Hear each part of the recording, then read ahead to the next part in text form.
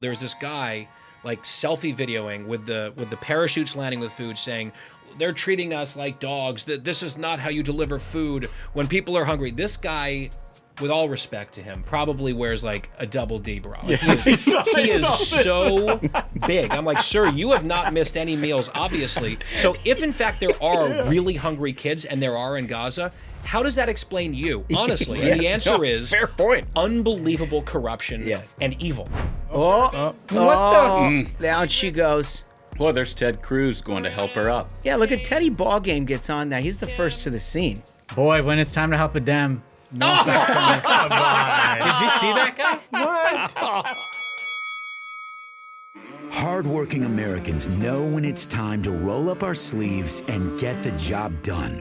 Now is the time to unleash our nation's energy to create jobs, secure our future, and make life better, more affordable, and full of opportunity for all Americans. That's the power of America's oil and natural gas.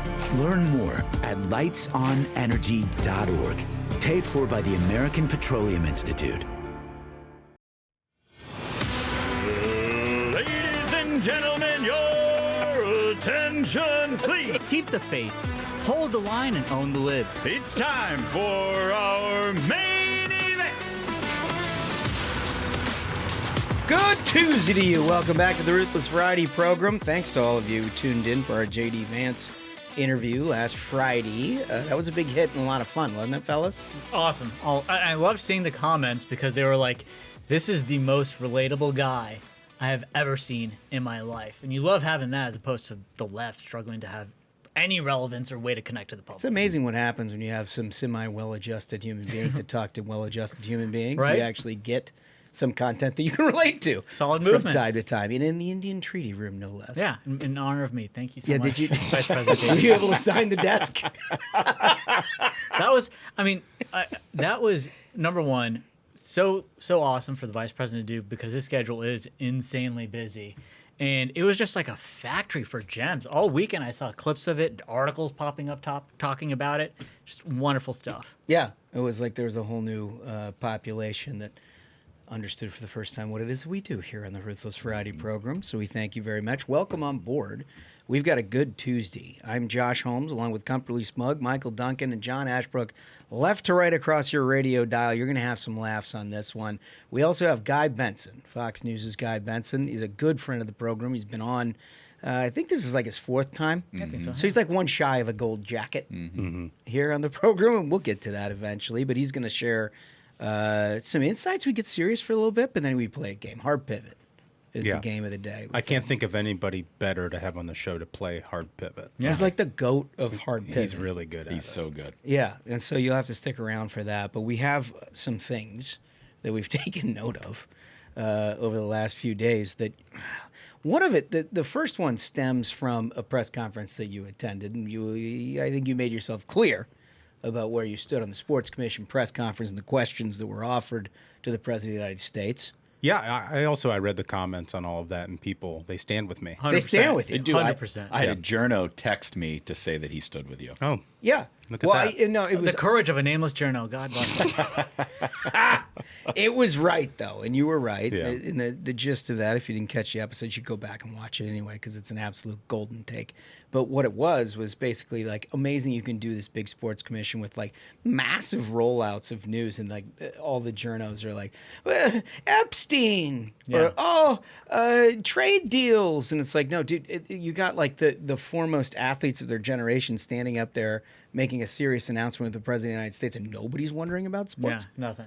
So part of one of the things that nobody asked about was the idea that we come back with presidential fitness tests. That was the whole point. These journalists had one job.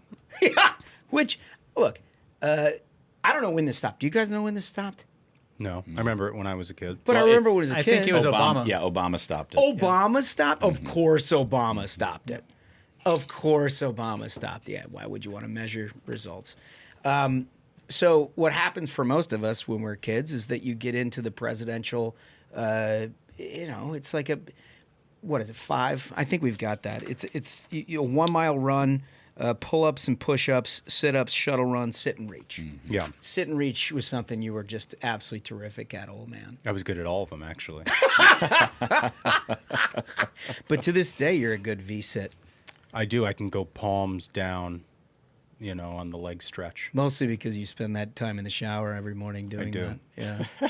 Really working the hammies. Well, people don't understand. It's like when you get to advanced age, stretching is very important. It's amazing you have 2 children if your wife has to walk into that situation in the morning. But listen, what happened was the New York Times made some observations. And it is exactly what you think it is. Wow. Exactly what you think it is. For some, return of presidential fitness test revives painful memories. Oh my God. Generations of Americans who struggled to compete in a pull-up in front of their classmates winced as President Trump announced that he was reinstating the annual assessment. This is to me, real quick. I mean, this is the central problem right now with the influence that the left has had on this country. Is if you've got one person who has like, oh, this hurt my feelings or it makes me feel bad, all of society should be shifted to make sure I don't feel bad. Right. We've gone through almost a decade of a guy wants to start dressing as a woman. He's like, I identify as a woman, and if you don't start calling me miss, I'm going to make sure you lose your job. I'm going to call you like, how as a society have we put up with this? Yeah, this is like 1,000 words on why I was picked last in dodgeball. Yes, that's exactly And what hence, it is. no child should be told that physical fitness is critical. So it's full, replete with testimonials on how terrible this was for Ivor Burnett, 41, does not have fond memories of taking the presidential fitness test. Come on. Goes on to say, doing that pull-up in front of everybody, that was the worst, said Miss Burnett, a freelance writer who described Of herself course as she a is. taller Freelance and, writer. quote, a little chubbier than her classmates. Yeah, the other thing that caught my attention is that Burnett said she had an issue with the sit and reach. And she was one of 2 people in this article who complained about the sit and reach. Like, what? You just sit down and reach out for your toes. That's not physically demanding. But also, if you couldn't get it done, like, there's yucks involved in that, too.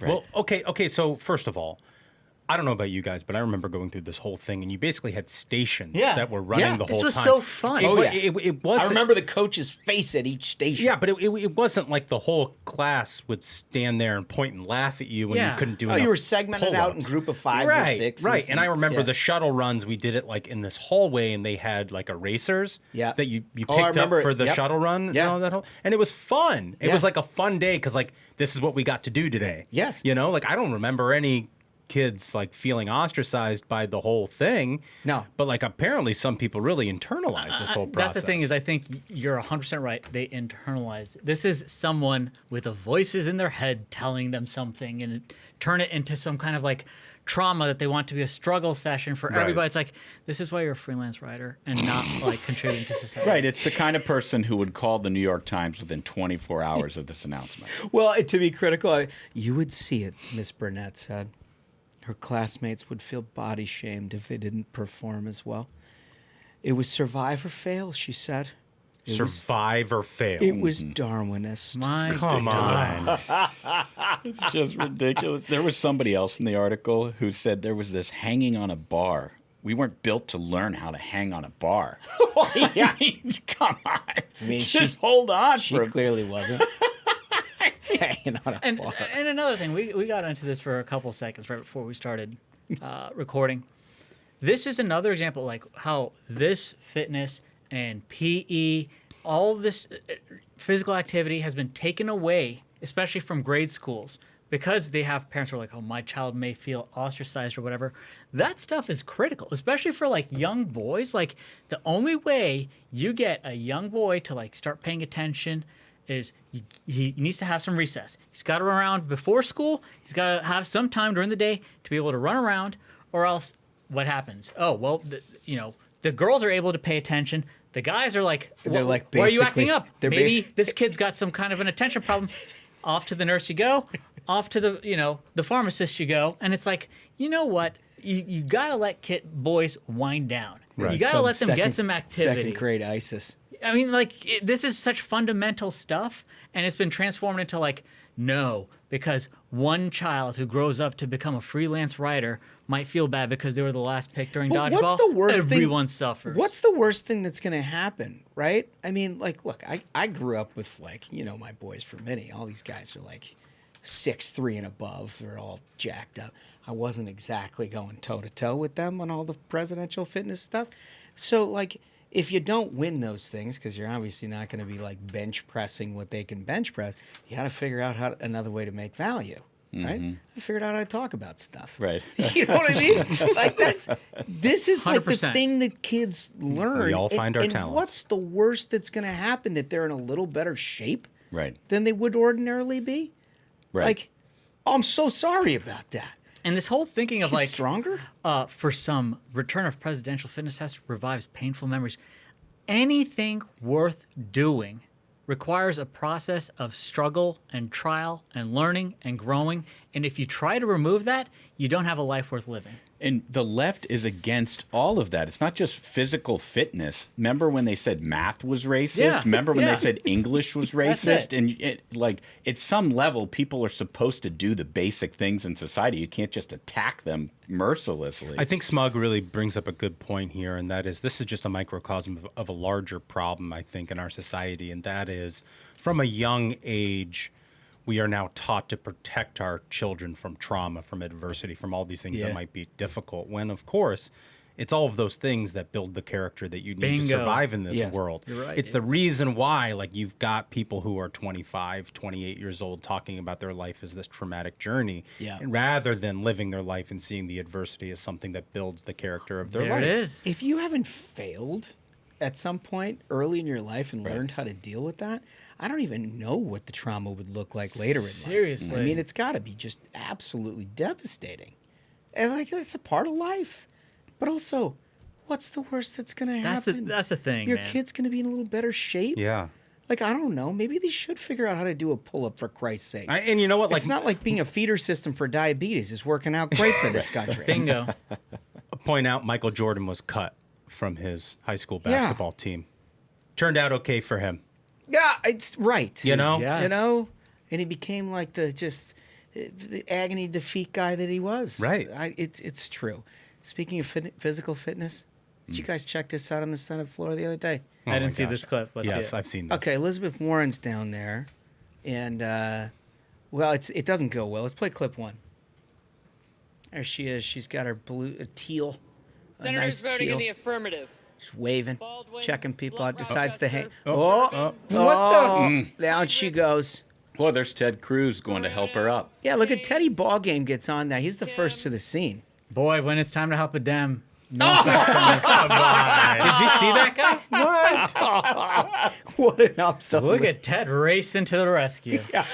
Unbelievable blast. What's like the conservative response to I that? I want senators from Texas to be the type to jump off a desk and elbow drop. Like, let us state in the union, we take no prisoners. I thought it was kind of a kind gesture. When he was nice. over there to help her out. But boy, I mean, Pocahontas. Jump It's- off a Yeah, desk. yeah. It's a tough deal. You notice when a Dem, like I guarantee the first time you ever seen that is here. Like when a Dem does something like that, it just doesn't show up anywhere. I'll tell the opposite. Yeah, that's a perfect thing. It's like, okay, imagine the tables were turned and it's Ted Cruz falls. It would be on every show. Yep. Colbert would make it his 60-minute special, right? And Elizabeth Warren would send out a little tweet of being like, boy, Ted Cruz doesn't stand up for Texas. He can't stand up in the Senate either. Yeah, you know? it would be something dumb. And like meanwhile, he goes running over to help. Hell no, Ted, Jesus, no more. I can't believe you're taking Ted to task. I thought it was a nice thing. I thought it was a nice thing. I'm just sort of surprised that the senator from Massachusetts, Pocahontas, would decide to sit on the chair. I figured she'd be sitting Indian style. Oh, crisscross applesauce, as they say in the youth. In the parlance of our times. Listen, when we come back, we have some original reporting from the Ruthless Variety program that you cannot miss. Documents provided exclusively to us reveal, where Democrats are doing a little bit of their own hanging out that is Well, exactly where you would think. We're going to get to all of that and a whole bunch more laughs right after this. America is back. Thanks to President Trump and leader John Thune's working family tax cuts, we stopped the biggest tax hike in history. But that's only the beginning. The big, beautiful bill also cuts taxes on tips and overtime, secures the border, finishes the wall, and protects Medicaid for Americans, not illegals. Leader Thune and Senate Republicans got President Trump's conservative agenda done, providing real relief for every hardworking American that's up early and home late. We're bringing manufacturing jobs back home and making America great again. Tell Leader John Thune and Senate Republicans thank you for delivering President Trump's agenda. Learn more at onenationamerica.org.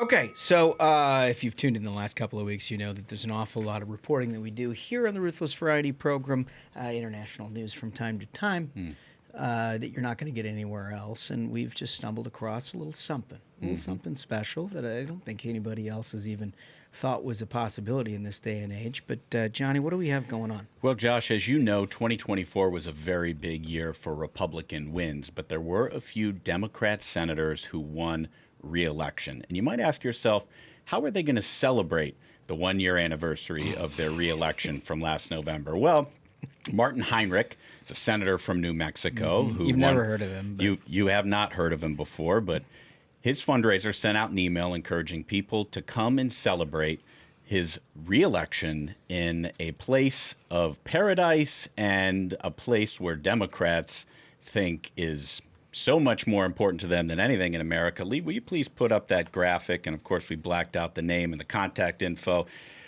His fundraiser says, I wanted to make sure you received an invitation for a retreat to Playa del Carmen in Mexico from November 7th to November 9th in 2025.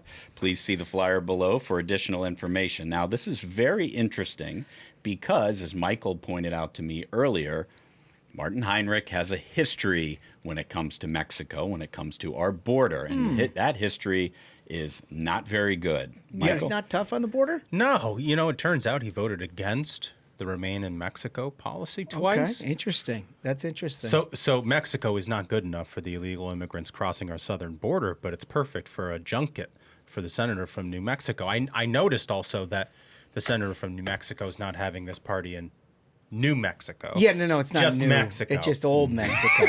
Maybe there's some kind of reciprocity we're unaware of here in the United States about new and old Mexico, at least within the Democratic Party. You know, Martin Heinrich also voted against funding for the border wall, and he called borders offensive and wasteful. Wow. Okay, he voted against Kate's Law. He voted against the Lake and Riley Act. So this guy's record on the border is about as bad as they come. And he's celebrating his re-election. Might as well have your in fundraisers Mexico. there. Jesus, that's ridiculous. That's pretty incredible news. All right, so Senator Martin Heinrich fundraising in old Mexico. All right, can I admit Old Mexico. Can I admit something? Yeah. I assume I shared this with most of the listeners and the viewers of the Ruthless Variety program. I don't think I could pick this guy out of a lineup. No! No. He has not left an indelible mark on the United States Senate. The funniest part about guys like this is he's been around a lot longer than you think, right? I mean, this is not somebody who just showed up yesterday. You could tell me 20 years or 2 minutes, and I would have no idea. But he falls into that category of Democratic senators who have done absolutely nothing, right? It's just basically a proxy vote for whatever the Democratic establishment wants.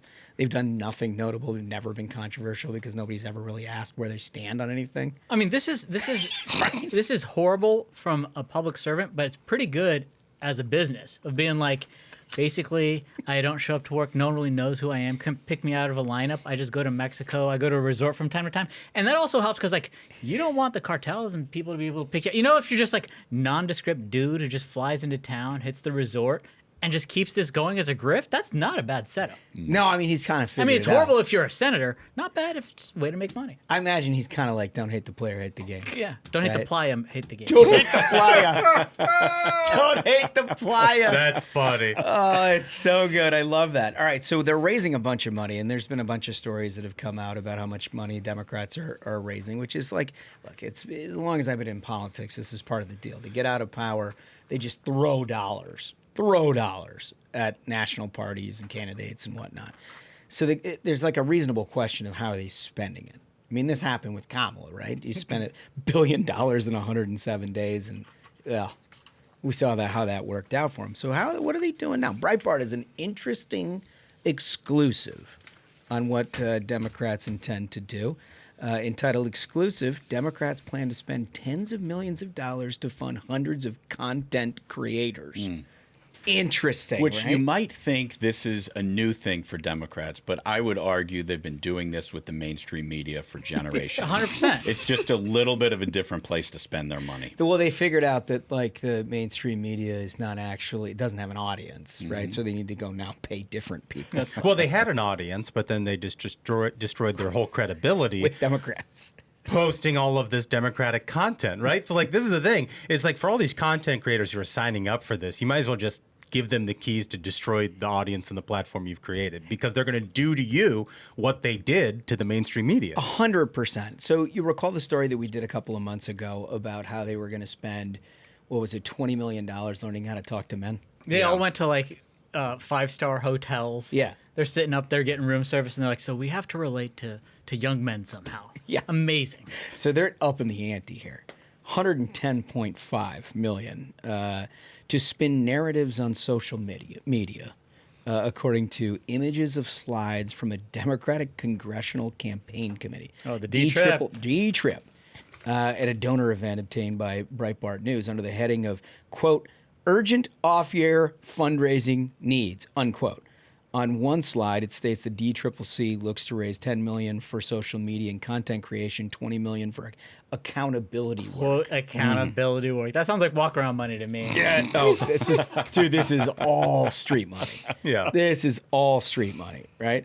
They're going to do $15 million for voter registration, $5 million for recruitment, and quote unquote primary engagement. That's interesting. Do you think that's Hamas caucus? Yeah, 100%. Yeah, 100%. And $2 million for quote unquote research and rapid response infrastructure. That's good because you can't spend $40,000 to make somebody in charge of that. You got to go $2 mil deep. One goal is to enlist at least 667. That fucking is brilliant. I love that. This is the best. I didn't see it till this very minute, and I am absolutely. I apologize. This is a brilliant boondoggle. Hats off to the D-Trip for figuring out how to fleece your donors in such a respectable way. 667 is if there is a mathematical equation that has just landed them somewhere between, I don't know, like 650, 675, 667 is the right number. Josh, here. you don't understand. What 667 tells us is that there has been a lot of thought into how you reach critical mass in the content creator universe. And so the number 667, being that specific, is the perfect number to put on a grant request. Yes. Because what you're telling these billionaires is thought we it. did our due diligence and we know the exact We're down number. to the person. Not 660. No, not that would be 670. too light. Now it's too heavy. You haven't even been thinking 670, stupid. 660, stupid. 667, we know what we're Well, doing. Michael, it's really good that you raised this because 83 million Americans they're hoping to do it, drawing 6.6 million engagements. That's the number that's necessary to win elections. They know the quotient. I also think there's a possibility that Democrats wanted 666. But they don't want contributors, to and then some who they serve. consultant was like, "No, we can't say what we We really can't be want." obvious. We can't be obvious. And everybody in the room's like, why? What's that mean? Like, we want to give a shout out to the big guy who actually runs the show around here. We want to do the devil's work on earth, but we can't do 666. They're like, oh, there's a number there. What does that mean?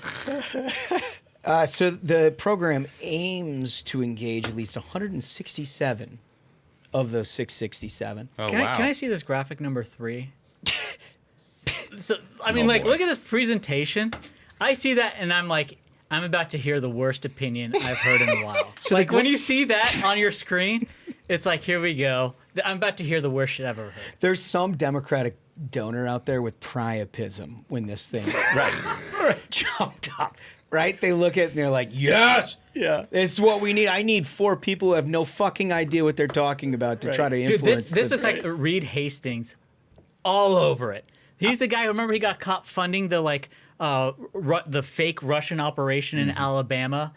I remember being this. like, oh yes, these are bots that he paid for. Reed from LinkedIn. Hoffman. Hoffman. My mistake. yeah. Not Not Hastings. Hastings, Yeah, Hoffman. Reid Hoffman. My mistake. Yeah. But Reid Hoffman ends up just like sponsoring this boondoggle of like a bunch of bots online, which Dems told us is horrible, and trying to be like, wow, look, it's Republicans hiring or Republicans working with Russians, and it turns out it's this guy, Yeah. Reid Hoffman, behind it. He apologizes for it, but still funds shit like that to this day. I guarantee they're gonna fleece his ass. on Smug, this. you'll be interested to hear that it's not maybe Reid Hoffman, the money behind it, but it's not just Reid Hoffman. Listen to who is involved. Zinc Collective Super PAC is listed on the slide. Zinc Collective lists Robbie Mook, campaign manager for Hillary Clinton's failed 2016 presidential campaign, as a key advisor. Well, if anybody understands pop culture, it's that guy who ran The man, Hillary Clinton. the man behind Pokemon Go to the Polls. Can we? I actually want to play some of the content from these quote vetted creators. There's one I think we have from the Psych Dr. MD. This is about an election anxiety. Can we put up that video? Come on. There's 8 things you can do for election anxiety. 1, limit news consumption. 2, Be selective about social media. Stay informed but balanced. Use deep breathing for anxiety. Share concerns with others. Prioritize sleep. Take action if. Oh my God, I can't even. Therapeutic was oh my gosh. of course, none of that says think for yourself. No, but it's also just so funny and ridiculous. Like you got a, I don't know, relatively attractive young woman pointing to things on her screen Right. to deal with post-traumatic stress Dude, of an life election. to these people is therapy. But this is what they're like, yes, we need this. Right. This is what happens when you're like, I can't do presidential fitness because it'll give me trauma. You grow up and being like, I can't handle an election day. Please, I'm on TikTok looking for 8 steps not to lose my mind. A young guy looks at that and they're like, I think I'm just going to go to the gym. You know, like, you know? I'm going to slide in that chick's DMs first and see if I can provide some therapeutic. Right? I mean, the thing that strikes me as so amazing that gets lost in the shuffle with Democratic operatives, and there have been Republican operatives who've done this in the past too. You come up short and you start doing the nuts and bolts diagnostic of why it is that you've lost, and they clearly understand it was a podcast election, new media election, huge advantage for Trump and whatever. But like ultimately, it doesn't matter what era you're running an election. There's one side that feels pretty much like, I don't know, if everybody heard our story, I like our odds. Mm-hmm. Right? And then there is another side that is like, we have to be super specific and cryptic and try to figure out how the right silos we can couple together into a winning coalition. Mm-hmm. And like that's the latter is where Democrats find themselves, right? Because they have no argument whatsoever. Mm-hmm. Like that woman who's doing the pointing and the therapeutic and the whatever, like at no point in the 7 things was there a discussion about what it is that could benefit you from voting Democrat. Mm-hmm. Yep, dude, that is. We've discussed this at length. Of the biggest challenge for Dems is they cannot admit that their policies are hated by the public, and they think everything's a communication problem. They're like, so. It's clear that Americans want a secure border. Mm-hmm. They want to get rid of these criminals, these illegal immigrants. They want to make cities safe. They want to make this country safe again. We're not going to address any of that shit. Yeah. We're going to be like, here's how we're going to get influencers to be like, you need therapy because it's an election day. Yeah. Well, I think fundamentally their problem is they stopped trying to win the argument. Yep. Right? Like Kamala announces, she's replacing Joe Biden. And then what was it? It was Brett Summer. Yeah. It was vibes. Go vibes. They didn't actually have to like convince the electorate that she was right. And the same media who said she was like terrible for the first 3 years of the Biden administration turns around and they're writing glowing profiles of her. It was like the most superficial presidential campaign in history. And that's what this strategy is. It isn't actually trying to win any of the arguments, any of the 80-20 issues. It's just we're going to do more therapy and we're going to talk about vibes, and that's somehow how we're going to beat Republicans. It just reminds me, I mean, remember after the 2012 election when the Obama system basically convinced everybody in the outside world that they had new magic. Oh, yeah. That was like all about digital just targeting. And they figured out how to put algorithms associated with social media to target individual voters and the panhandle. And they were going to do all of these things. And they wrote books about it and everything else. And then there was a crew whose job was to raise money from major donors who had to take the component that was being sold to a mainstream media and go to a major donor audience because they were receptive to what was in the New York Times. And like that era of Republican politics is long since that'll never happen again, right? Because there's none of our major donors who are like, whatever the New York Times says is what we need to do. But Democrats are relying on that shit, right? So like somebody reads in the New York Times that it's like a podcast influencer election and Trump does better than they do. And our boy Alex Bruchewitz, who's come on and talked about all of that, like they'll take a quote from him and rather than understand what he's saying, they'll put it in the 17th paragraph and then they'll ship it off to the DCCC, who will be like, see, this is what they did better than us. Give me money. So like it makes no difference that we bankrupt our country, the next generation, we allow all the illegal immigrants in, we make us demonstrably less safe, you can't live in our cities or anything else. The problem is we don't have enough TikTok stars. Right. And they're like, I'm going to fund that. Right. That's where Democrats are. But they've always been there. To your point, after that 2012 election of Barack Obama, It's all whiz-bang. They had this whiz-bang blueprint. Remember, they were going to do Battleground Texas? Oh, yeah. Remember, that was the next big thing? 100%. And now Texas is redder than ever? Yes. More red than it was after that election. Yes. And they did the same thing, remember, in Israel. They took those Obama consultants over to Israel, and they were like, oh, well, we're going to beat Netanyahu. They've tried to export the Obama strategy without actually understanding why Obama won and thought that, like, they could just do this whiz-bang and win every election, and demographics is destiny, and they ate shit in election after election. Well, hats off to the crew of billionaires who are stroking big checks for this sucker. It's going to end up... Keep doing it. Yeah, it's going to end up very, very much like the previous. So our question of the day, I want to mold those first two topics. Okay. Right? So the Heinrich Mexico thing and then the pitch that the major donors are getting.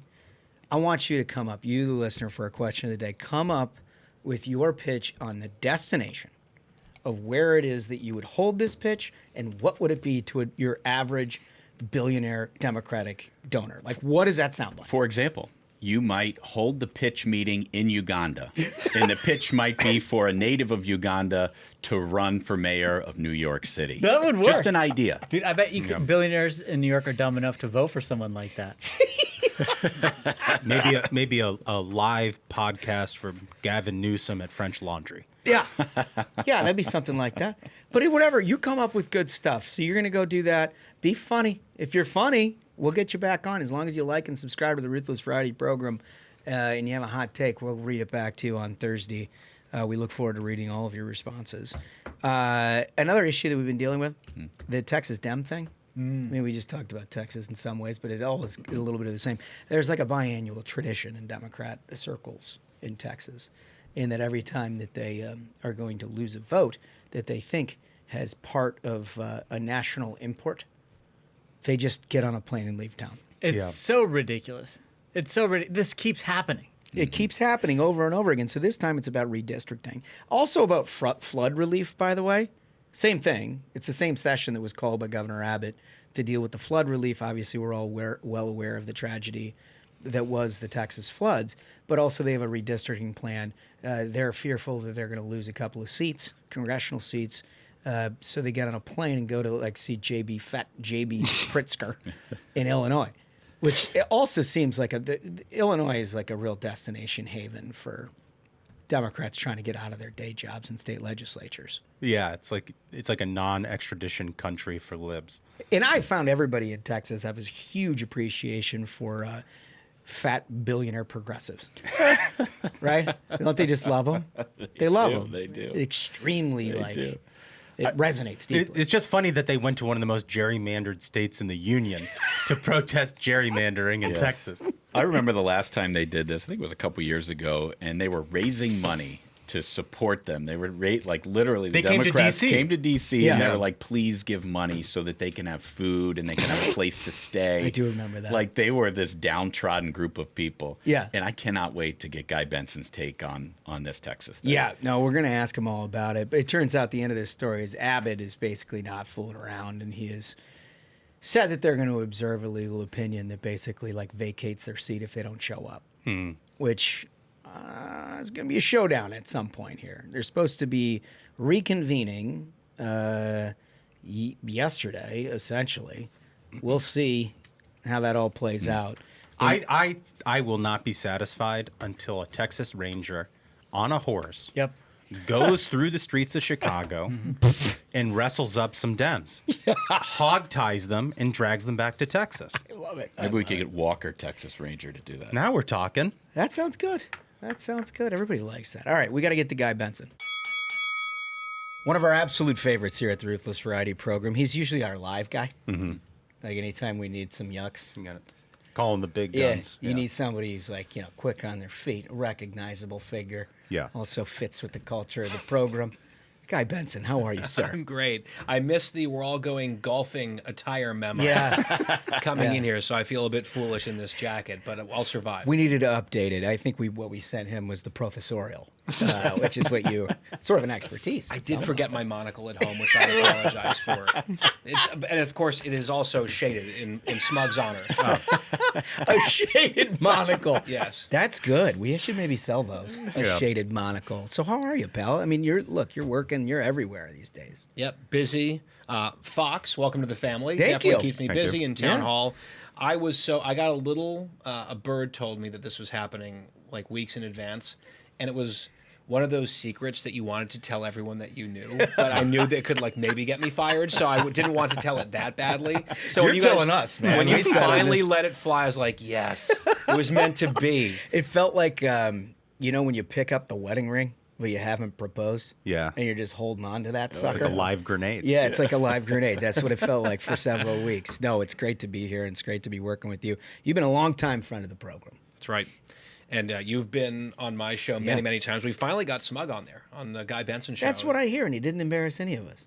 For the most part, I would say, yeah, that's right. Actually, that's right. So we'll have to continue the clean sweep at some point and just get the rotation through here, because you're kind enough to have me back. Yeah, no. These fellas, well, light embarrassment, maybe. But that's, for the most part, I think they can take care of it without much of a problem. Yeah.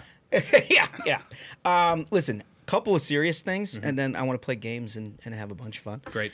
But over the weekend, I hadn't seen this until you had your ex post about this Hamas terrorist leader. There's this guy, what is it, Ghazi Hamad or something like that? Hamas leader who was doing some television, as one does in Hamas. You got to get out there and really spread the word. All right, get your message out if the Europeans and the Democrats aren't doing it enough for you.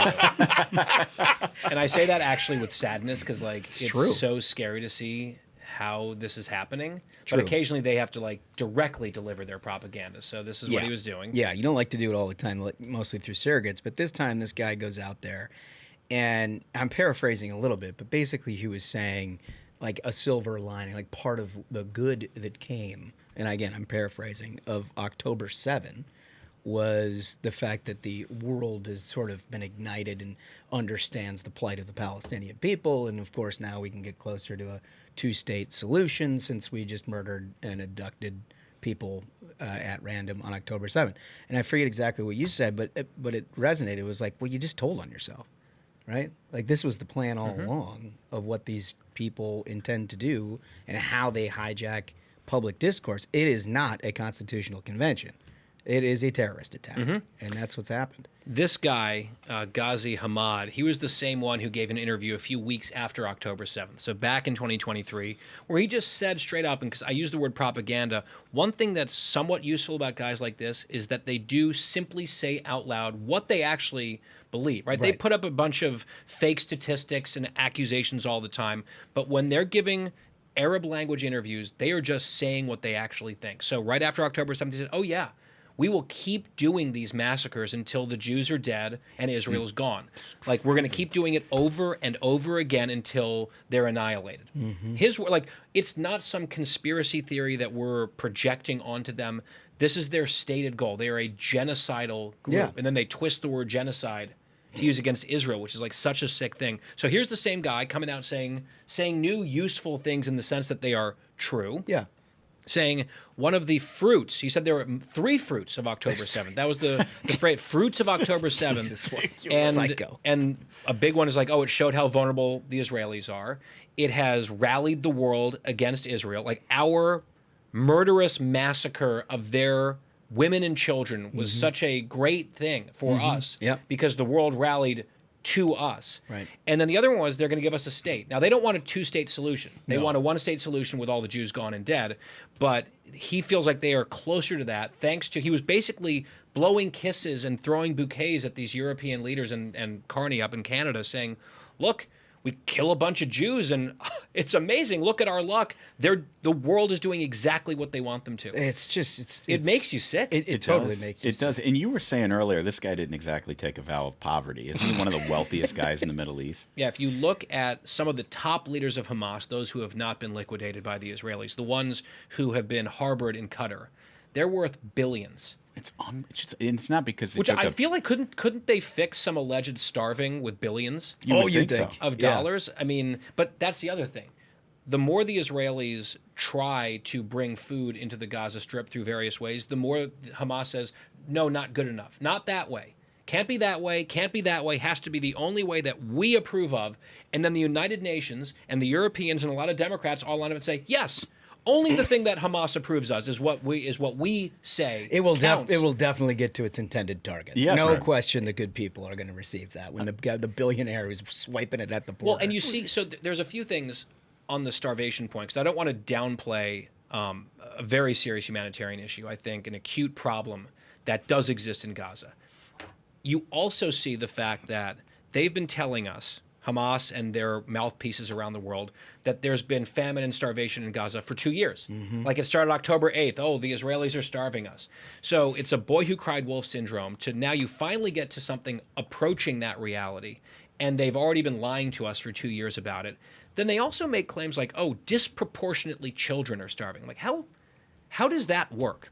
How is it disproportionately children unless adults are making a choice to eat the food and not give it to the kids? That's right. There was a clip of a guy, because they've been airdropping food into Gaza, and of course Hamas hates that as well. There was this guy like selfie videoing with the parachutes landing with food saying, they're treating us like dogs. This is not how you deliver food when people are hungry. This guy, with all respect to him, probably wears like a double D bra. Like, he is so big. I'm like, sir, you have not missed any meals, obviously. So if in fact there are really hungry kids, and there are in Gaza, how does that explain you, honestly? And the answer is fair point. Unbelievable corruption and evil. Yeah. And it's all Hamas.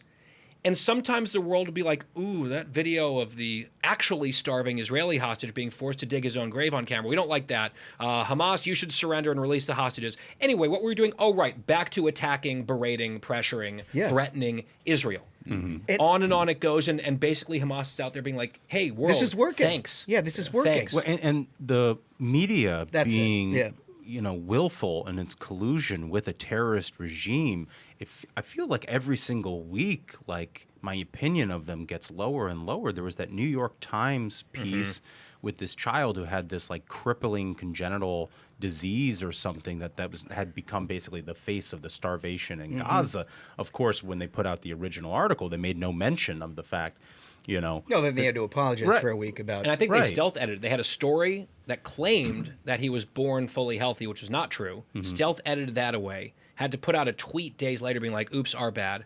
They cropped out the not starving sibling in the photo. That was front page of the New York Times. Right. Yeah, I mean, it's willful. And I think like Semaphore did a follow-up on this, I think like this morning, maybe yesterday, that it was like, well, New York Times and other publications are calibrating how it is that they cover this kind of thing. Because as we all know, the youth in America has got very, very strong opinions of being pro-Palestinian.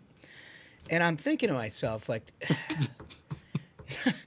first of all, fuck you. Right. Like, that's just, it's not true. But second of all, how is it that you collectively as a media, and even in coverage of the way media is doing the medias, is saying that there's a special calibration that's happening? And then, of course, what they used is the Nelk Boys interview with Netanyahu to say all of their young listeners became irate and, they had to apologize for all of that. They did. My sense is that you don't tune into the Nelk Boys when you're trying to get, what's happening in Gaza. So I'm guessing this is just some cross-pollination.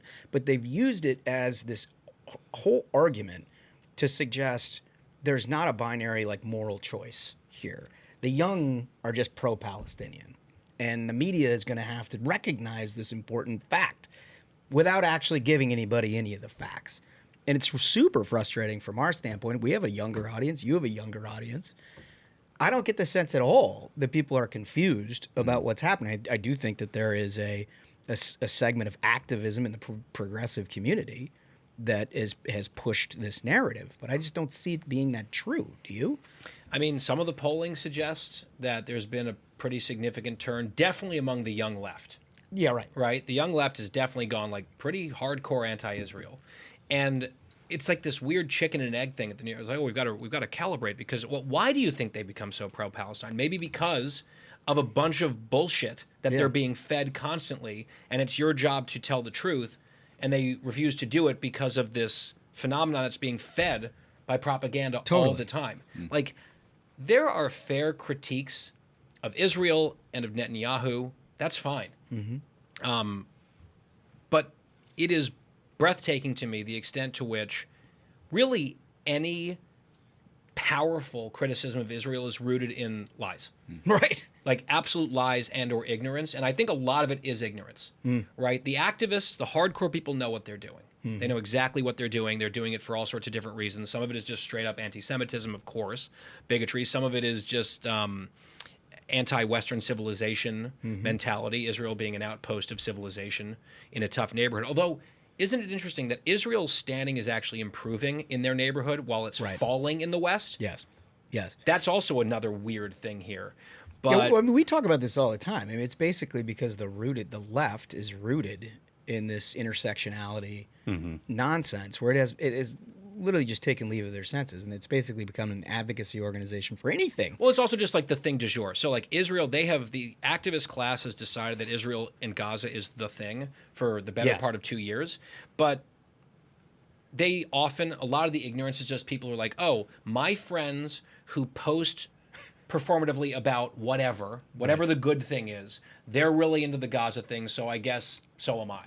Right? I think a lot of it doesn't come from any place of understanding or principle or conviction. It's sort of like, oh, this is what we do. Well, I think also it's sort of moved beyond political news, like a political news story that you might read in the New York Times or see on CNN in prime time. It's now, I mean, we were just watching Good Morning America this morning, and it was like the lead story about this crisis in Gaza. And of course, the source for all of this information on this starvation is the Hamas-led Gaza Ministry of Health, right? And it says that real small there, you know, in the infographic, but it's like, that's not part of the package that they produce. They just, you know, show the devastation when in Gaza. Donald Trump says something that might even be somewhat debatable, every headline in Chiron is Trump, comma, without evidence, comma, blah, blah, blah. right. Yeah. But Hamas says anything, they're like, put that out there right now. Totally. It's totally right.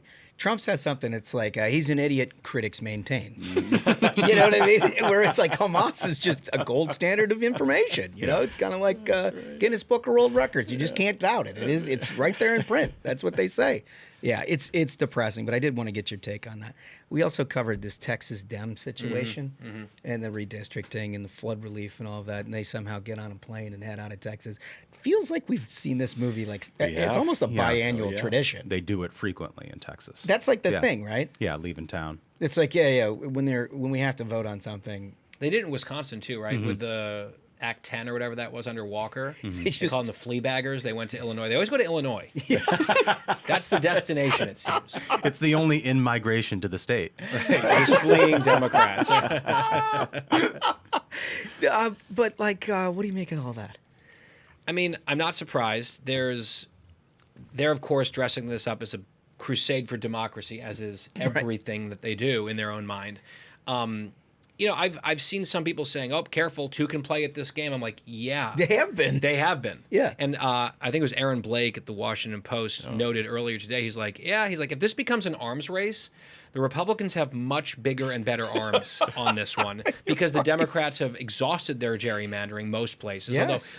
Although a guy, John Fleischman in California, said there is a scenario where Newsom could come in, lead a thing to change the Constitution in California, and literally draw every Republican out. Every Republican out of California, all 9 of them. But then you'd have massive nuclear response in other red states. I mean, so if they want to light the match, which they sort of have in places like Maryland and Illinois, and then try to stop the Republicans from doing, like, even if the Republicans succeed with this entire plan in Texas, and there's potential risks of it, because if you kind of dilute the redness of a district, if you're trying to, then there's a lot more swingy districts that can go in a wave here the other way. But if the Republicans do this and get exactly their way and create 5 new seats for themselves, Texas will still be less gerrymandered than California, which has an independent commission. Right? That's 52 seats, 9 of which are Republicans. Right? It's like 17% of the House seats in California are Republican compared to 40% of the vote that goes Republican. In Illinois, it's like a similar number. Illinois is unbelievable. If you look at those districts, like if you just pull up a congressional district map of Illinois, it is the wildest gerrymandering. It's like you'll have a district that... And that's where they've gone. Yeah, and that's where they go. To protest the gerrymandering, we must go to Illinois. Where this is where law and order can be respected. Of course. The Garden of Eden for Democrat corruption. They've got right out of Chicago. You could hit a 5-iron across the district at one point when it's just thin. Oh yeah, they're like snakes. Yeah, and then to connect the east side to the west side. I mean, it's wild. Yep. So listen, I think the world at politics, what I think that you do better than anybody else is take a step back. We're what, 8 months into the administration. I think a lot of people were optimistic that President Trump could accomplish some of the things that he had set out to accomplish in 2024. I think a lot of us feel like that happened very, very quickly. And he's been banking campaign promises pretty much bi-weekly, ever since. And so there's an awful lot of momentum. Where do you think just politics is right now? I mean, it just feel like Trump people, if you voted for him, you feel great about it. Democrats obviously scattered all over the place. But like, what's your sense of the country? Yeah, I mean, that's about it, right? I would say, so Trump, if you think about big ticket items and promises and what he's delivered on, the big, beautiful bill, now big, beautiful law, that was the whole big economic thrust of his campaign. And now that wasn't something he'd do on his own, right? That had to be Congress as well. They collectively got that done by the deadline he imposed, which I think is borderline miraculous and hugely important for the economy. Yep. He did promise tariffs. I've never been a fan of them. I've been at least very skeptical of them. I'm still a little bit worried about how this might go. I hope these trade deals get sort of done and we can move past, but I think there's some concern there. But it's not like he sprung that on people. Yep. Right? He said he was going to do it. He's done it. I wouldn't call it an achievement, but it's not something you can say, hey, like, where did this come from? He is the only president who actually enforced every single presidential red line going back to the existence of the Iranian regime to make sure they can't have nuclear weapons. He had the chance, thanks to the Israelis, to cripple the program, and he had a lot of chatter not to do it, and he did it. Yep. Like, full-fledged A-plus commander-in-chiefing there from him. Totally. And all the false claims and sky is falling World War III stuff just totally petered out. Yeah. Big, huge win for him. The border, of course. Yeah. Right? I mean, that's a total victory, at least, stopping the flow. Now they're fighting him tooth and nail on returning a lot of the illegal immigrants back to their countries of origin. But that has been so much progress that the issue is now falling in terms of importance to people because it's fixed, basically, right? So that's a double-edged sword, Totally. but you can't scoff at that. So look, he'll do things like, I did not like the firing the labor statistics woman because he didn't like the statistics. Like I think it's not your favorite. I think it's a bad look. I think it could backfire in a lot of ways, and I've said so. And I think it's destabilizing a lot of things. And then, and I absolutely still believe that, but then he'll put out a Truth Social that says, like, hey, if you want to end the misery in Gaza, release the hostages and surrender Hamas. And he's like the only world leader saying things like this on a regular basis. The only one on a major scale who's passing the test over and over again. I'm like, well, like, I can't stay too mad at this thing. Yeah. Because at least he's not pro-Hamas.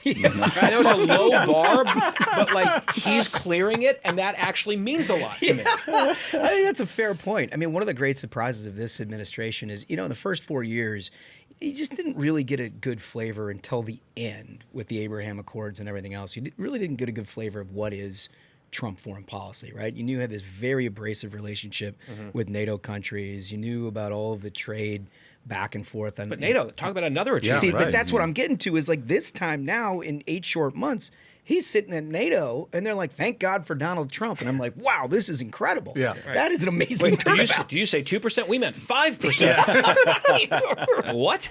Right. No, I mean, that's huge. And Yeah. you can't, I think, downplay some of that. And on the Iran strikes, it actually, part of the reason I had written a piece before they happened, basically saying this would very much be in line with Donald Trump's worldview. Mm-hmm. It is not World War III warmongering. He is perfectly comfortable with aggressive, decisive use of American military power, whether it's enforcing Obama's red line in Syria, whether it's absolutely crushing ISIS, whether it's ending the life of Soleimani, right? He was willing to do it if he felt like it would send a message, be successful, and not put American lives at undue risk, and not be some sort of giant open-ended project of nation building. Yeah. So Fordo, in my mind, was exactly the type of thing that was like perfectly America first, Trumpian foreign policy. I totally agree. And then he did it. Yeah. And all the people said, oh my God, look what's, and they've been proven wrong. He's been proven right. Yeah, I do think it's one of the great achievements in this administration because it does send a message to It's the one of the whole great region. achievements of the last 50 years. I of an totally American agree. President. I 'Cause totally they all- agree. And it bothered me a little bit. You know, I've never been a big Trump guy. Like, I'm very open about that. I try to take each decision and tweet as they come, right? It did bother me a little bit that all of these living presidents, Yeah. who all said the same exact words about Yes. Iran, not a single one came out in support, even a statement supporting what Trump did, enforcing all of their unanimous foreign policy It's such a good declarations. point. I mean, we talk about this sometimes. Matt Continetti made the point. I just want to give him credit. And I Yeah. was like, oh, yeah. Bush, in fairness to W, he never says anything about politics. Sort of had his hands full in the region, too. But the other one, yeah, exactly. Not for nothing. He might be like, I'm just going to take a seat on this one. But these Democrats, Clinton's out there, Obama's spouting off, Biden's giving, speeches and stuff like. You guys are willing to wade in, and then here's the thing where technically this was your policy that he enforced. Crickets. It's so true. We talk about this all the time. When you think about Trump's foreign policy, it's like, okay, everybody has established that having a nuclear weapon in Tehran is something that would not be good for this world, right? Everybody for generations has said we got to do everything we can do to stop that. Everybody has talked about all of the different sort of things that you can do, whether they're sanctions or embargoes or economic inhibitors, and none of it sort of comes to fruition. And now you get to a point where they're actually going to have it. And that question comes in front of you like, is this an existential problem? If the answer is yes, as everybody has agreed, you'd only have one choice, right? And like Donald Trump is like, I think the only one in my lifetime who sees the binary choice. Okay, there it is. Barack Obama and Joe Biden sent the Iranians wave after wave of negotiators and pallets of cash. Right. Donald Trump sent them bunker buster bombs that crippled their program. I'm like, I'm for that. I like that. I like that one better. All right, so we got to play a game with you. Yes. Hard pivot. You were a reigning champion on this. Thank you. And for those of you who didn't see in Milwaukee, you should go back and check this out because this is a difficult game that you can explain in a minute, Duncan. But it requires a certain deftness and quick on your feet. And I knew I appreciated that about Guy, but I didn't know how badly he just absolutely crushed us in Milwaukee. Yeah, he's a pro. He's a pro. Pro's All right, pro. So the way we play hard pivot is I'm going to be asking the questions here. I think you're going to be the judge, Holmes. Okay. And the way that it works is, our fascination with, political media is when a politician has to ask a question, they have some comms director in the ear being like, sir, I know they're going to ask you about X, but we really need to focus on Y. Like, you need to get to the jobs report, or you need to get to your policy on rural agriculture, or whatever it is. So you find these fascinating clips where a politician pivots to this other thing that is not germane to the question. And you wonder how it is that they were talking about that at all. Right. So I'm going to ask you a question. You're going to have a pivot that you have to take the question to. Okay. And then as sort of a bonus point, we also have plugs. Okay. A book, a podcast, something for you to wedge in there. Yeah. And then, Holmes judges who And it's wins you. our pivot. It's Guy against Ashbrook on Yes, this one. that is correct. Can I just quickly say I have a story I have to tell you. Yes. This was an organic hard pivot experience in the wild. Okay.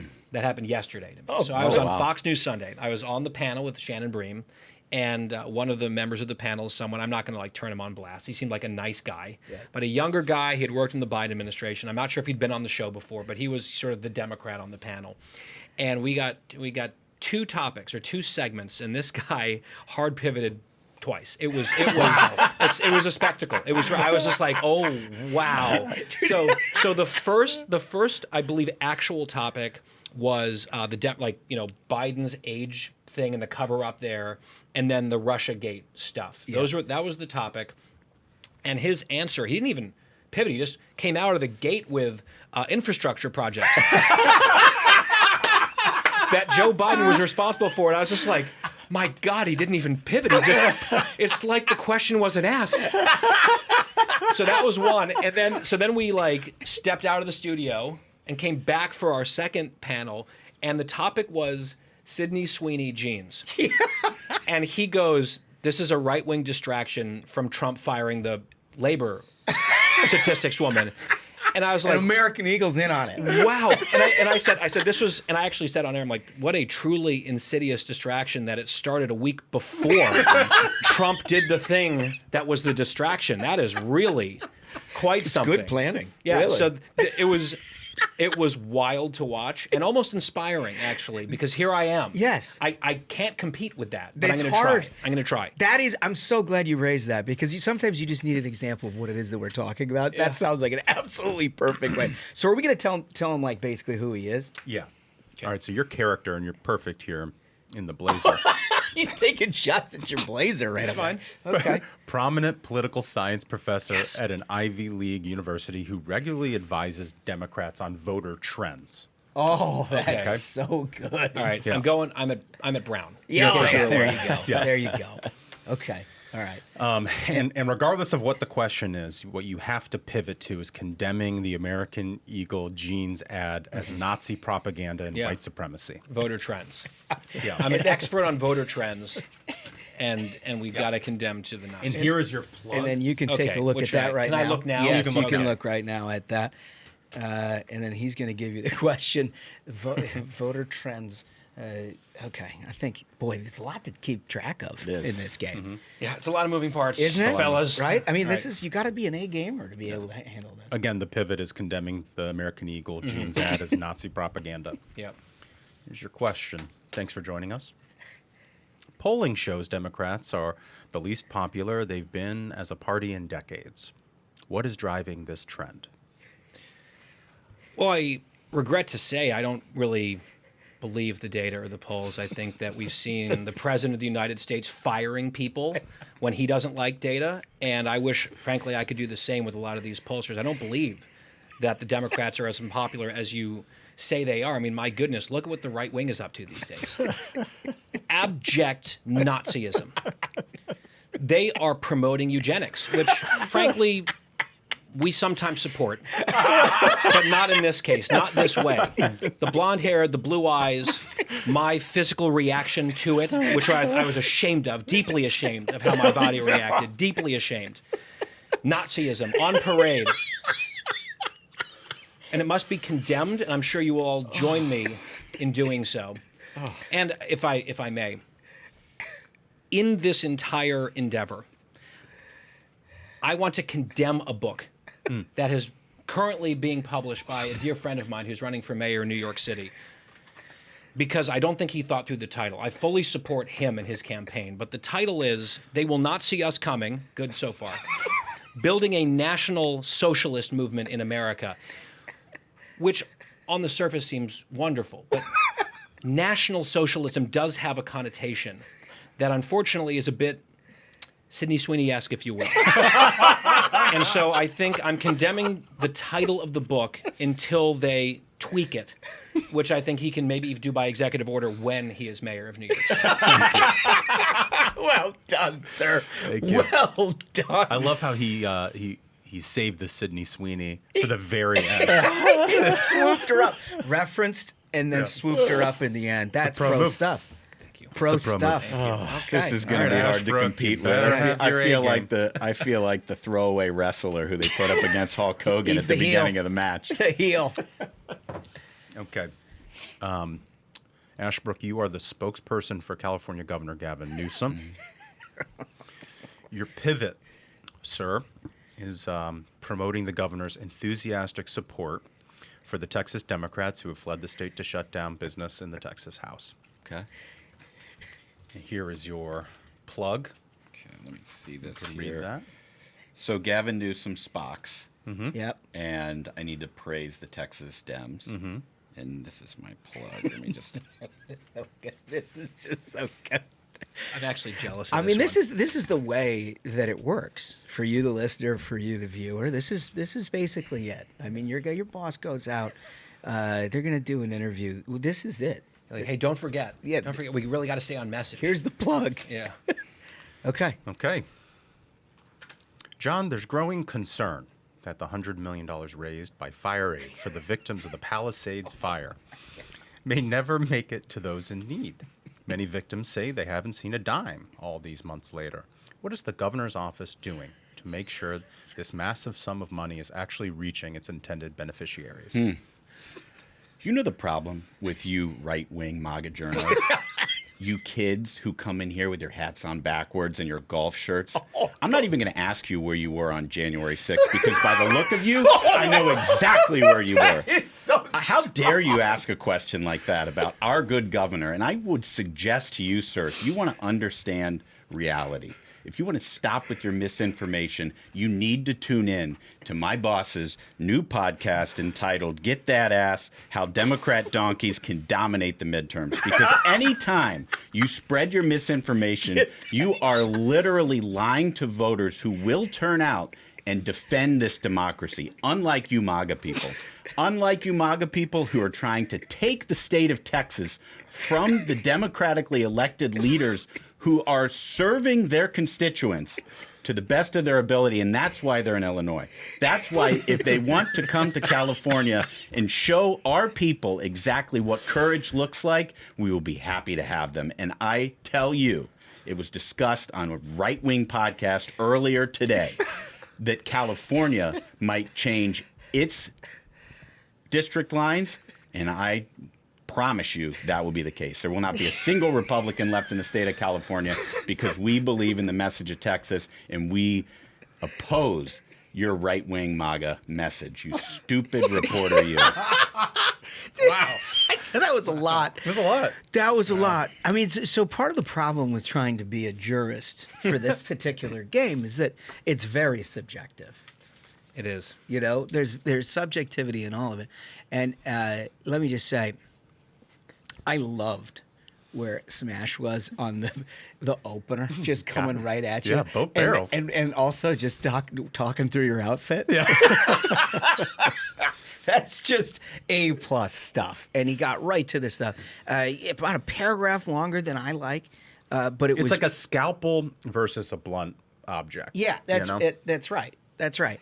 And then we got Guy over here who managed to it was like a crochet of all of the So good. pieces. You're just putting one little knit into another, weaving it in, and then hammering at the very end. The Sydney Sweeney. The Sydney Sweeney piece, which I thought I was going to have to deduct because he didn't was missing it, yeah. Say, like I knew what he was referring to, but I thought, there's going to be a deduction if the word Sweeney doesn't come out the guy's mouth.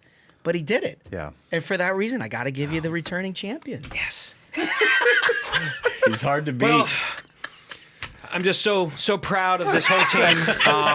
We're out there. We fought really hard, and it's great to come out on top again. But that, like, mad respect, of course. It was a tight one out there. Well done, sir. You're still the reigning champion. We're gonna get more people involved in this. Yeah. Because at some point, I think we should do like a playoff bracket. Yeah. Well, this guy's definitely a 1 seed on that deal. Oh, for sure. You know. You guys have a pretty popular bracket thing already, right? We do. Well, we do. Yeah, Hack Madness Yeah, every March. Hack Madness. So maybe like maybe 6 months away from March to start Yeah. getting the excitement building, you can do a hard pivot. A hard pivot, Great a idea. bracket. That's a good idea. Listen, I can't thank you enough. You got a very popular radio show. We love going on it. Your podcast, by the way, which you can get anywhere. Absolutely. Absolutely for free. GuyBensonShow.com or wherever you get your podcasts. And Yep.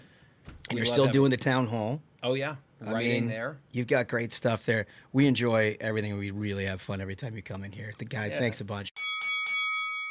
I mean, I just love him, and I feel like the best man won that competition. That guy is so smooth, so funny, and just a delight to have. I on have the to show. say, I think you did a great job too. I was ready. I was prepared to award you, particularly when you came in hard on J6. And attacked us personally. I liked that too. Yeah, I like that too. I just felt like his rope in at the end of Sweeney Yeah. when I was prepared to dock him, Yeah. and he like just rescued it at the end. I thought that was enough for the victory. I think he's undefeated in that game. He is. He's going to be tough to knock out too. If we have that tournament he was talking about, Yeah. very tough to. It's knock going to out. be tough to knock out. All right, so there's other couple things that we're dealing with. Trump's now weighed in. We on Sydney Sweeney. Yeah. We dealt with this with J.D. Vance, and I think that was the first time that the White House had weighed in any substantive way about this ongoing controversy about whether a hot woman can sell jeans in this country anymore. And And Variety, when you write about us, feel free to mention us, cite, and credit Ruthless Podcast within the first 42 paragraphs. feel free. You know, it's up to you. You go ahead and do it. Anyway, Trump is on this. Clip 3. Sydney Sweeney, it came out this weekend that she was a registered Republican. Any thoughts on that? That who was? Sydney Sweeney, she's like a very hot actress right now. She's a registered Republican? Oh, now I love her ad. Is that right? Is Sydney Sweeney? You'd be surprised at how many people are Republicans. That's what I wouldn't have known, but I'm glad you told me that. If Sydney Sweeney is a registered Republican, I think her ad is fantastic. Okay, thank you very much. What a legend. It's so good. He went on to amplify his own after he'd given it some more thought there on Marine One, and put out a Truth Social, if you don't mind, on Graphic 5. In part, Sydney Sweeney, a registered Republican, has the hottest ad out there. It's for American Eagle, and the jeans are flying off the shelves. Go get them, Sydney. On the other side of the ledger, Jaguar did a stupid, seriously woke advertisement. This is a total disaster. All caps. The CEO just resigned in disgrace, and the company's in absolute turmoil. All this is right. He's right. He's right about it. Who wants to buy a Jaguar after looking at that disgraceful ad? Shouldn't they have learned a lesson from Bud Light, which went woke and essentially destroyed in a short campaign the company? The market cap of destruction has been unprecedented, with billions of dollars foolishly lost. Or just look at the woke singer Taylor Swift. I love it. He just wedges that way. It's like it's almost like a, what do you call it? Mad Libs. Like the code that you look for in digital Oh, yeah. algorithms. He's keyword stuffing. Yeah, he's just working them all in there. Ever since I alerted the world as to what she was saying on Truth, that I can't stand her. Hate! Exclamation point. She was booed out of the Super Bowl and became no longer hot. The tide has seriously turned. Big woke is for losers. Being a Republican is what you want to be. Thank you for your attention to this matter.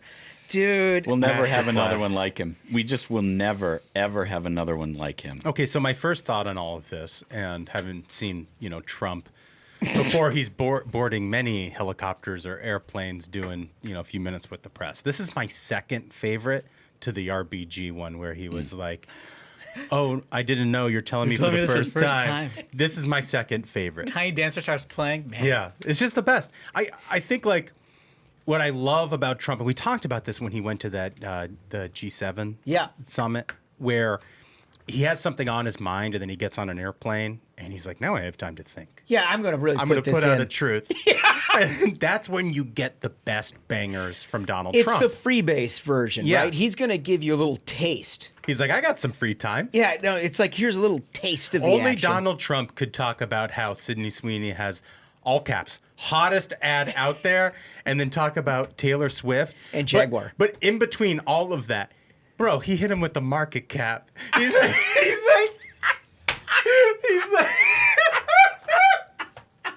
He's like light and funny, light and funny, light and funny. Your market cap has been destroyed. By the way, buy American. You know what I me. I'm surprised that they work in there. It's just artistry. It really, dude, it is so funny. The whole thing. It's just, and you know what? Here's the thing. We've said this for a lot of weeks. I don't know what to expect. But if the last 9 years are any indication, we're going to get some wild stuff in August. We've always gotten it with President Trump. Can't wait. I'm not saying that to be hyperbolic. I'm not trying to be like a doomsdayer. I'm just saying. Are you panicking? I don't like at this point. I'm not. Yeah, because quite like, the opposite. We're in the content business. We're the content guy. In a previous life, I'd be like, oh, what's coming next? Don't you go panicking on me. Ooh, I'm no panicking. But now I'm like, I can't wait to see what it is. Because every August that President Trump has been on the political scene, there's a moment where you're like, no way. Yeah. No way. Right? Because he gets in, it's a little different. Everybody's out of D.C. He goes to like Bedminster or whatever. He's got staff around him. He's obviously working around the clock no matter what, but there's a different information flow because you're not surrounded by all that. It always brings something you don't expect. It always does. Maybe we'll finally invade Greenland. You just never know. One can hope. We got a couple other real bangers going on. Let's put up this headline in Graphic 7. I can't believe this.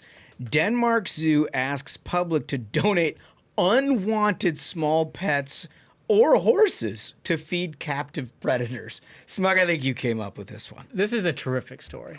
This is you really hope to find stories like this in the news. It says a zoo in Denmark is asking, this is from CBS News, a zoo in Denmark is asking for the public for donations of unwanted small pets or horses to feed its captive predators. Quote, in zoos, we have a responsibility to imitate the natural food chain of the animals in terms of both animal welfare and professional integrity. Aalborg Zoo said in a post on the social media. That's the name of the zoo. The zoo in northern Denmark said that chickens, rabbits, guinea pigs were an important part of its diet of its predators, which we need the whole prey, reminiscent of what they would hunt in the wild. If you have a healthy animal... No, this is the best. Can we pause on this for a minute? Yeah. This is the best part of the pitch. Because the stress in the headline, unwanted animals. And like, obviously, you're like, okay. Like, if you have an animal, it's a pet, right? It's unwanted. Like, there's various things that you can do with that. Their suggestion, they want to make sure that you understand. The unwanted is not that it's like you're gonna die, or this is not a euthanasia project. What this is if you have a healthy animal that has to leave here for various reasons. Like a dog that refuses to sit.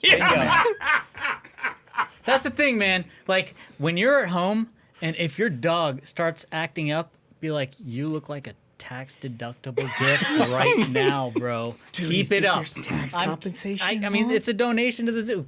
I'm count to 3, and you're a write-off. It's up to you. Ball's in your court. Like, I'm not gonna put up with that. So, like, anyone, if your dog is jumping on me, I'll take your dog and I'll donate that shit. The animals are gently euthanized. So this is the part that I don't agree with. Yeah, I don't agree with this either. It says here, first off, it says the zoo says it accepts donated rabbits, guinea pigs, chickens on weekdays between 10 a.m. and 1 p.m., but no more than 4 at a time, which is like, that'd be so sketchy. You can't come with your own zoo. Like, what is this guy, a dog walker who's fucking had it? Yeah. I got 23 dogs. Here's the thing. I want them all now. Guy shows up with all those leashes. Yeah. You have a bad day as a dog walker? The maze of leashes. Well, here's the thing I don't understand. You can't just dump them into the lion's cage? Here's the quote. In zoos, we have a responsibility to imitate the natural food chain of the animals. What I don't understand is, like, so you're going to have all these donated pets. You're going to euthanize them and then just, throw a carcass in there? Yeah, seriously. That's what they're saying. To quote Jurassic Park, the T-Rex doesn't want to be fed. The T-Rex wants to hunt. That's the thing. If you have these predators, you're trying to imitate their natural environment. Put Fido in there and give him a chance to run away. And that's the thing is, so if the audience doesn't want to be like, and now someone's cat is being thrown into the pit. Okay, cool. I get to watch like a polar bear roll up and just eat. Give it a dead... swat. But no, that's not what we want to see. Here's the other. I want to see you throw the horse in there. Let's see the bear versus horse. Dude, this is where this thing goes kind of off the rails, and I want to get to what you're going to say in a minute. But I have to make the observation.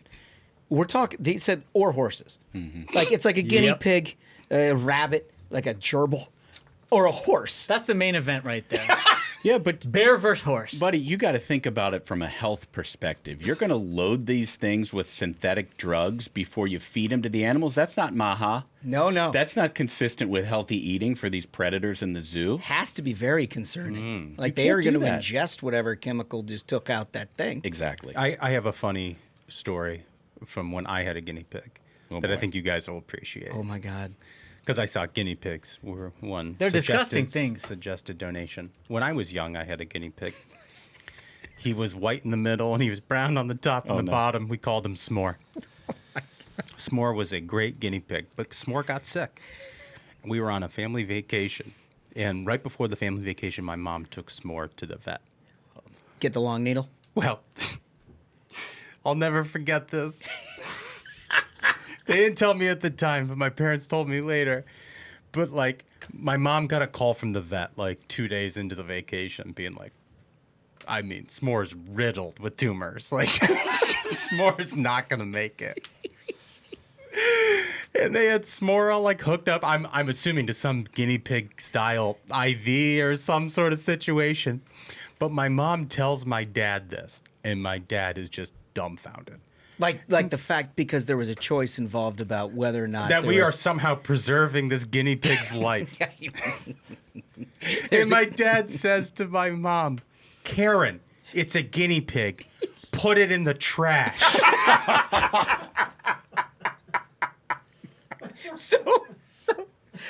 So when I got back from vacation, I didn't have a guinea pig.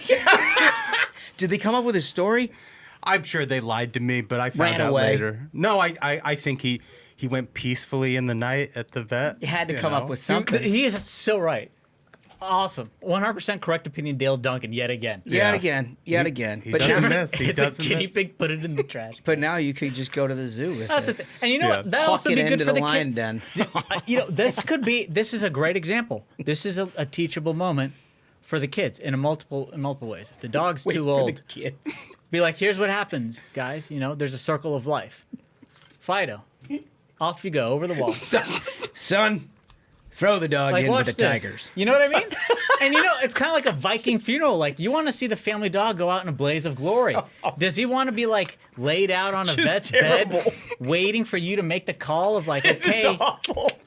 we're done with him. The bills are too high. People are Or gonna do you get think so mad. Do you want Fido to like roll into Valhalla? Like, you know, like make his wolven ancestors proud. Like, Fido wasn't laid out for 3 weeks on a machine in the vet's office. He made a run of it, but the tiger got his ass. He made a run of it. Roll into Valhalla. I can't. We're gonna get so much hate mail. Well, thank you for highlighting that uplifting story. We're all going to great look at our story. pets this evening a little differently. I don't know if you guys have noticed, this is a hard transition. More but ways than one. It turns out the WNBA, it's been making a lot of news lately. And one thing in particular has caught the eye here in the variety program. It turns out that they're throwing dildos of a particular color onto the court. They're green dildos, which are appearing over and over and over again. And it's become so problematic that you now have WNBA players that are taking to social media to please urge fans not to throw green dildos onto the court. I guess my question to you guys is like, they're still making news, right? I mean, it seems like... So that's what I love the angle that this story took is like now there are sports books that are letting you bet on what color the next one that's going to be thrown on the floor of a WNBA game. Dude, so all right, so this was Clay Travis's take, right? Can we pull up the graphic 6? All right, so Clay Travis highlights that there is a Bet Online app that is literally taking wagers on the color of the dildo. Of the next dildo. Black or brown is at plus 200. Rainbow at 200. White. Caucasian. I mean, come on. I mean, Plus 250. Pink plus 300. Purple 325. Blue plus 140. I Or think 1,400. what this says to me is you got to find a blue one, bet big on blue, and throw a blue one out on That's what I'm national saying television. is like the second I saw that I was like, is it a felony Is there like some charges that you could be brought up on if you throw one on the court? If not, dude, this is easy. Easy bet money? In size and Okay, toss so that I've thing. got What- a- How much is a WNBA ticket? $9, $10? I've got a way around this. I have a way around this. You make sure that the game is in a sanctuary city. You pay an illegal immigrant to throw said dildo. They don't get arrested. He'll just be shuffled out the back door of the police Fair. department. Yeah. And then you can capitalize. can on all of this. capitalize without being connected to said dildo throwing event. Well, the funniest part is that this application is not taking a green bet. Oh. You can't. It has to be the color of the third WNBA So I have a- dildo, if not green. I have a question. If Angel Reese catches the dildo, does that count as a rebound for her? Amazing. Great take. It'll certainly be heralded as one of the great NBA plays of all time. No question about that. Oh, God, what a program, huh? Apologies to Mrs. Duncan for that segment. You know what? I'm sorry, Mrs. Duncan. I feel like your son is probably You the think most that's why I pressed. killed his guinea pig? That's why. Poor S'more. I loved S'more. What a show. What a show. Life-giving, life-enhancing brotherhood right Yeah. here on the That's Ruthless exactly Variety right. Program. No question about it. You got to like and subscribe to the Ruthless Variety Program. And when you do, you leave your comments. Today's question is about the Democratic fundraising techniques and where they go about doing it. And when you tell us the locale that you think that should host such a fundraiser, then give us a little bit more detail about what you think the pitch is to separate Democratic billionaires from some of their largesse. And I have a feeling people are going to come up with good stuff. Yeah.